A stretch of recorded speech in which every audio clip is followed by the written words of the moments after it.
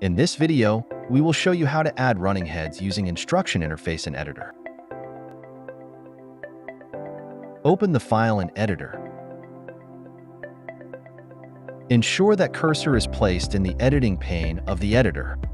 Click on Instruction icon. Instruction Interface will pop up. VRH will be in selection by default at the bottom right box of the Instruction Interface. Enter the Verso running head in the bottom panel of the Instruction Interface. Click OK.